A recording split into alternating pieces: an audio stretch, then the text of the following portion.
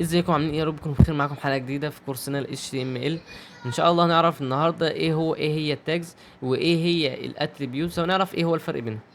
اول حاجه عندنا هي، خلينا نلقي نظره كده على الكود اللي احنا كاتبينه. اول حاجه الدوك تايب HTML اللي احنا اتكلمنا عنه قبل كده، هو اصلا حاجه منفصله عن صفحه ال HTML. هي حاجه تعريفيه يعني، زي ما احنا قلنا قبل كده في الحلقات السابقه. اول حاجه عندنا هي التاج بتاع ال HTML. اول حاجه هي اصلا ال HTML في حاجه اسمها سينتاكس في اي لغه برمجه بقى انت هتعملها، هتتعلمها. طبعا هي دي مش لغه برمجه، بس هي في حاجه اسمها سينتاكس. عندك في العربي حاجه اسمها نحو، وعندك في الانجليزي حاجه اسمها جرامر. فانت عندك في البرمجه حاجه اسمها سينتاكس. السينتاكس بكل بساطه ممكن تقول عليها القواعد النحويه او القواعد البرمجيه اللي انت لازم تمشي عليها عشان تكتب الكود بشكل سليم وما يقعش معاك في اي مشاكل. فانت في مبادئ ال HTML لازم مبدئيا كده لما تيجي تكتب كود HTML، التاجات بيبقى ليها فتحة اللي هي أصغر من. بعد كده بتكتب اسم التاج أيا كان هو اسمه ايه. بعد كده بتعمل علامة الأكبر من. دي كده فتحة التاج. قفلة التاج بتعمل نفس كل حاجة، بس بتعمل بعد فتحة التاج اللي هي الأصغر من، بتعمل بعدها سلاش بس. طب وليه أصلا حاجة زي مثلا زي ال HTML أو أي تاج مش كل التاجات بيبقى ليها قفلة؟ زي ما هنشوف بعد كده. ليه قفلة أصلا؟ ليه؟ لأن أنت هتحط جواه elements تانية، أو هتحط جواه تاجات تانية، أو هتحط جواه كلام تاني، هتحط جواه اي حاجه. فانت لازم تعمل له قفله بحيث ان بين فتحته وقفلته انت هتحط جواه حاجه. عشان كده السينتاكس بتاع ال HTML بيبقى ليه معظم التاجات بيبقى ليها فتحه وقفله عشان انت بتحط جواها حاجات.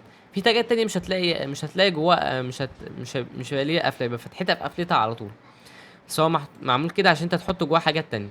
وهتلاقي حاجات تانية بقى، هتلاحظ حاجات تانية زي مثلا الميتا اللي احنا كاتبينها هنا دي اللي بتحط ديسكريبشن. دي هتلاقيها ما ملهاش قفله، يعني هي فتحتها في قفلتها على طول. ليه؟ لان كل البيانات اللي انت هتحطها جواها خلاص. زي ما نعرف بعد كده الاتريبيوتس دي انت بتحط البيانات بتاعتها كلها جواها. الاتريبيوتس بكل بساطه عشان نسهل الموضوع هي خصائص للتاج. يعني هو التاج ليه شويه خصائص من خلالها بتعدل وظيفه التاج دي. التاج مش ليه وظيفه واحده، ممكن التاج بيبقى ليه اسم ممكن يعمل كذا وظيفه. يعني انت مثلا ممكن يكون عندك انبوت للكلام، وانبوت للباسورد، وانبوت للارقام. فانت اللي بيحكم ده كله ايه؟ اللي بيحكم ده كله الخاصيه بتاعه التايب اللي احنا ناخدها بعد كده. يعني مثلا خلينا نعمل حاجه اسمها انبوت اللي هو حقل ادخال مثلا، ونخليه تايب تكست عشان الموضوع يبقى اوضح.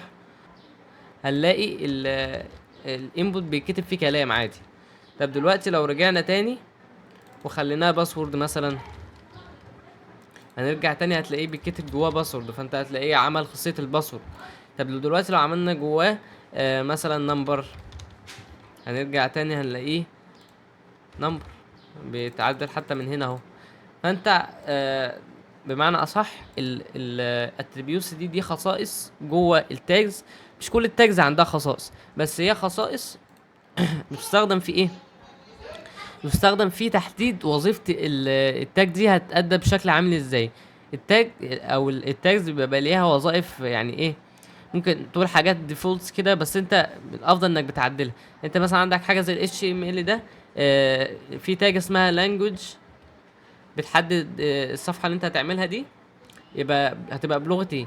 ممكن تعملها ايه ان مثلا كده، وانت كده عرفته ان الصفحه دي هتبقى بالانجليزي، او هتعملها AR اللي هي Arabic. فدي حاجه مثلا، ده مثال تاني على التاج. بس في حاجات بقى تاجات انت مش غصب عنك لازم تكتبها.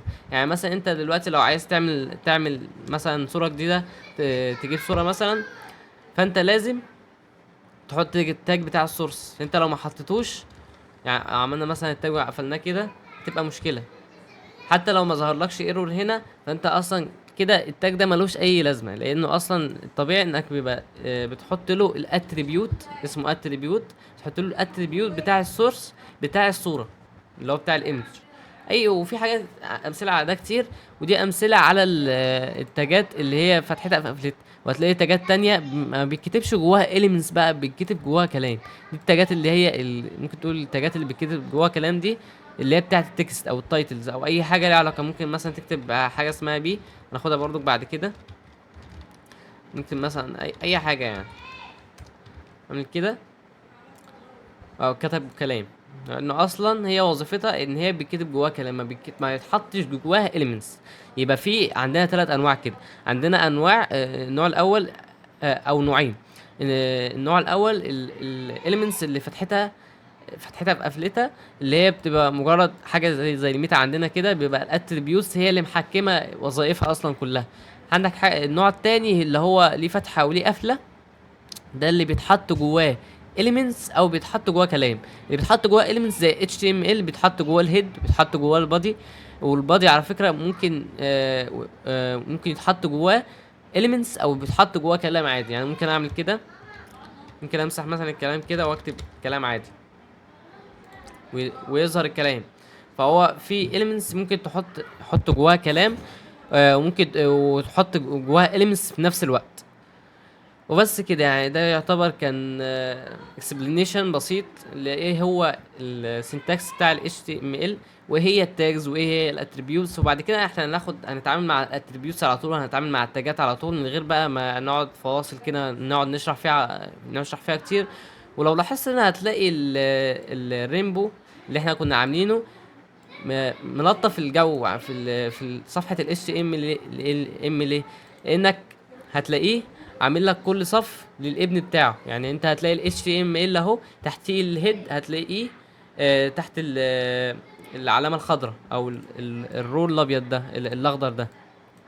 وهتلاقي برضو البريتير اللي احنا نزلناه، اللي احنا لسه منزلينه ده، اللي هو البريتير ده برضو عمل شغل تاني، اللي هو انه ايه، خلى الابناء بعد الاباء بتاب. التاب اللي هي علامة التاب عندك هتلاقيها على الشمال خالص في الكيبورد.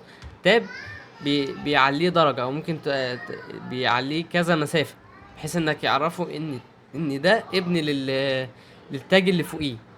فده البريتير برضو بيساعدك في حاجات زي دي. يعني مثلا لو احنا عملنا ايه، لو احنا رجعنا ورا كده تاني